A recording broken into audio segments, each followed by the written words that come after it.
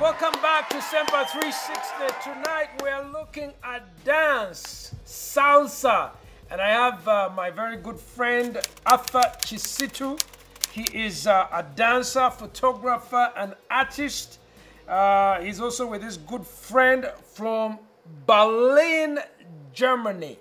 Now, Arthur, thank you so much for joining us. I know that your friend had to excuse herself, but I want to hear more about you. I really don't believe you. Yeah. I have to say, I don't believe you when you say you can dance so close, so intimately with a young lady, Oh, yeah. and you really don't feel some kind of electricity. Yeah. Okay. How do you explain this? Okay. When you're dancing, I want you to look at it as any other thing that you do in life. Except in this case, you're dancing with someone, you have to partner and bring out the best in each other. So when you have a goal and a motive that is really with good intentions, you'll find that that goal helps you to focus on the end result of the dance. And in this case, me and Judith dance to celebrate, to share our experiences, to teach and create an atmosphere where other people can come and learn, so we are a good example to them. So we had to sit down and think about certain boundaries that we can't cross. We are very open about the challenges we also have, because we talk about our weaknesses and strengths, and then each one of us is watching out for the other, okay?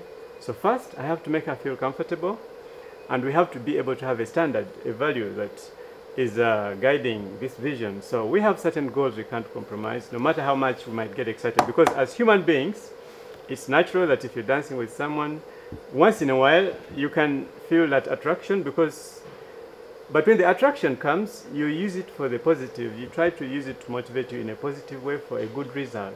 You don't focus on, oh, I'm feeling sexually tempted and now I have to do this. No, rather you find the positive end to this thought, and then as you focus on the goal, the vision, because remember, we do dance to raise money for our charity work in Katanga. We are accountable to these people, and when we have people coming to contribute for the dance class we give, the person who collects that money at the gate is a friend from Katanga, one of the families that benefits from it. He knows that when Arthur and Judith are teaching... So you dance for a greater cause than just coming together. Exactly.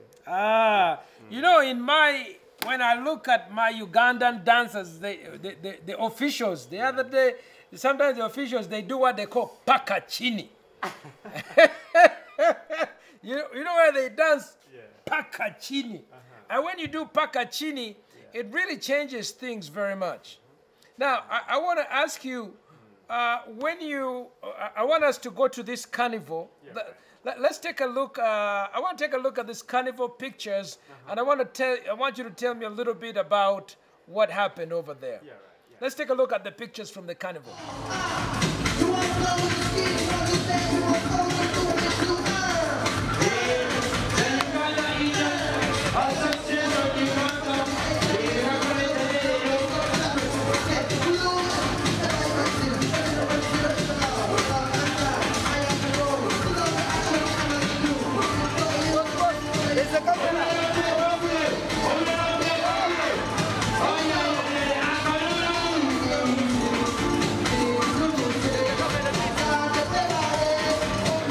About your experience over there with Jennifer Musisi's carnival.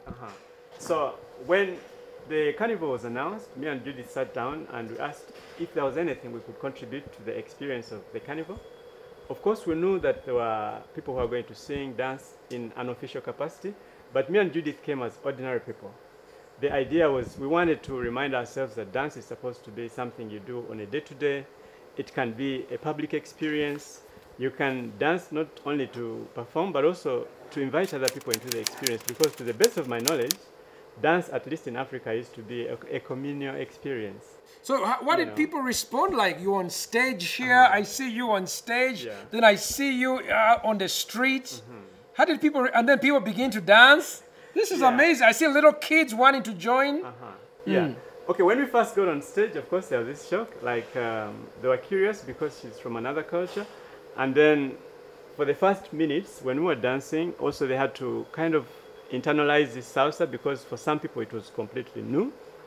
And But I like Africans. They pick the rhythm and they get along. They are quick to learn. So we could quickly notice that it was having a good impact. So after we danced, then we invited the people to come and also be part of the experience. And we told them you don't have to be doing salsa, but you can break dance, you can hip hop, you can do house dance, traditional, echizino from Cavalry, whatever it is that you can dance, then let's share this experience. And we wanted then to build on that to invite the people to dance in the wild, which we do on Lake Bunyonyi in Kabale every once in a month. Okay, I will take a look at that in a minute, but really I find this fascinating at the carnival. Wow. Can you tell me though, can fat people do salsa? Salsa is for everyone. Okay. Because the word salsa means a mixture of cultures, but for me I say it's a mixture of age. I mean, I look at you, you look like in shape, but and I'm thinking, if you got one of these big African mamas, and she's a big lady, and you want to tilt her, what did you call deeper? Dipping, yeah. Listen, I need to have a cup of water. The idea is when you're training and getting the basics, one of the things you learn is how to manage Dipping.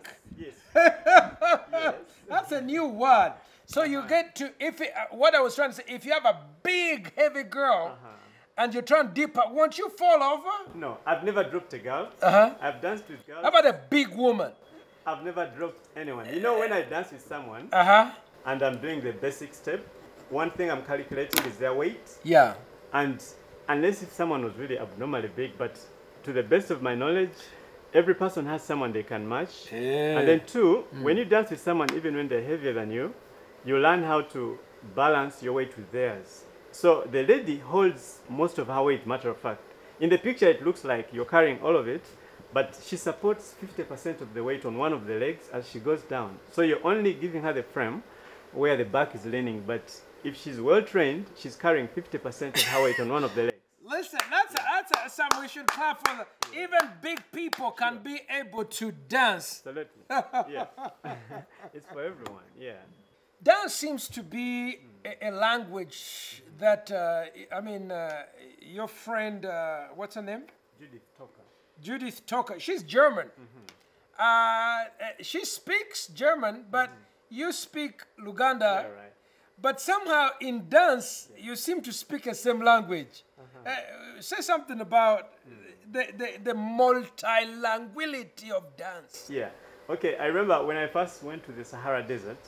You went to Sahara Desert. Yeah, what were you doing in the desert? I had gone to document on the nomadic life there. There is a small tribe there, the Hassaniya, and their tribe is quite small. They are. In what country?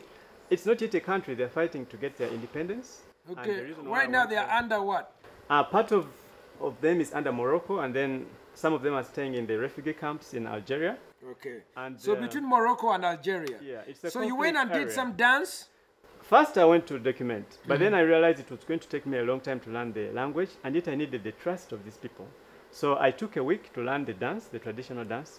And when these people saw that I could dance with them, they trusted me so fast. Really? My documentary work was moving so smooth. And at that point, I realized the dance was helping me to cross a barrier real quick. And then 2 weeks after I was in the Sahara, Al-Qaeda attacked the place where I was. Oh, no. And I escaped because I'd left the tent, the camp where I was just the night before. Wow. And then I had to depend on the local people to protect me and to guide me where to move. Very risky place.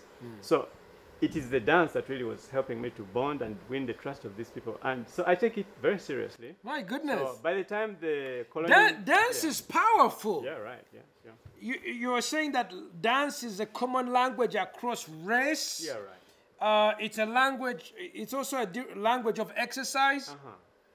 You say it's a language of also spiritual exaltation. Like for people who want to meditate, reflect, and you want to, because there's this thing I call it light. The elements of life. There is light, movement, and sound. Usually, when these things meet, there is a holistic feeling around it. So it's one thing to go and look at nature and be inspired by this beauty that reminds you of a great creator. But also, when you allow your body to move and interpret what your brain is experiencing with the sound of the birds, nature, all in harmony, there's a sense about it. So we came up with Dance in the Wild because we said, okay, we can go and look at nature, but what else can we do to also dance with nature and be a part of, you know, to be consciously involved with, it's more like dancing with nature and also celebrating who the creator of this nature is. Because you can appreciate God by praying, you speak it out in adoration, but also you can do this with your body. You can, you know, yeah, so it's a, I call it light, movement, and sound because light means there's life in something. The evidence of life in anything is seen by how it reflects light. Okay. And movement. So for you, dance is an experience of celebration, international. By the way, you can be a spy. If you're a spy, you can be able to gain the trust of people through dance. But it can also be used for bad issues. I read in the Bible, Arthur, there was a girl, I believe she's the daughter of Herod. And she danced in such a way that Herod got so excited. He says, look, if you want half of my empire, I'll give it to you. And I wonder, what kind of dance was that? Do you wonder what kind of dance? And she ended up asking for the head. I'm sure it's for a bad she wanted the head of a prophet, the moralist of the time. It goes back to motive. It's a double-edged sword. It can give life, it can also take life. So it's good for a dancer to be consciously aware of how you're affecting the people in the audience. And like me and Judith, when we dance, we are conscious that there are young people, there is adults, there are old people who are looking up to us. We try as best as we can to inspire them to dance in a way that will bring dignity and honor to their life. We are not perfect. I don't want to give the impression we are, but we are learning all the time. There are things I used to dance that I cannot dance now. There are also things I couldn't dance which I danced as I learned. I mean, I see sometimes guys in dancing, they're grabbing their private... I don't understand why people are grabbing their private parts, okay? I mean, that's dishonorable, okay? But I see many of the modern musicians in the hip-hop ghetto culture. They're grabbing their private part. I'm like, what is that about, you know? I think it's a question of role models because dance in itself is a good thing. And we can't say the dance is bad because someone is using it for the wrong thing. It's like when someone takes a kitchen knife and uses it to murder someone, we can't blame the knife. So the dance is good. It's a question of how can we raise a generation of dancers that is conscious of how they affect other people and the responsibility they have knowing that they are standing before this audience and whatever they do, probably the kids in the audience will try it out. So when you have some people who are raised without good role models, yeah, there is a chance you always have some bad dancers. But I don't also stand here to judge anyone. I would prefer that the audience determines who the good or bad dancer is, not me. Yeah. If you've seen pictures of someone like Desire Luzinda, okay, and you are dancing with us salsa, surely it changes the chemistry of the dance. Okay, for the moment, let me talk more about Judith. Because in the next 2 weeks, Judith's parents are going to visit Uganda. Yeah. And I'm happy to tell you that every single dance video I did with Judith, the parents were watching it and they liked it. And for me, this gives me the confidence that if Judith's parents like what she's doing, if it is safe for them, it is probably safe for Judith, younger people. And so I would use that standard to determine if I'm going to. So if I'm dancing with a new person, like many people come to my class, first we sit down to try and talk. I have to take a break, but listen, I know what Arthur is saying. He's such a gentleman. He's saying that he was happy to dance with a girl in such a way that if her parents are there, they will not feel offended. And that's a great task. Listen, let's give a hand clap to Arthur. We're going to take a break. We're talking about salsa on Sempa 360. We make the world go round. Sometimes with dance, sometimes with salsa, and sometimes with a little bit of ballet. Stay with us. Don't go.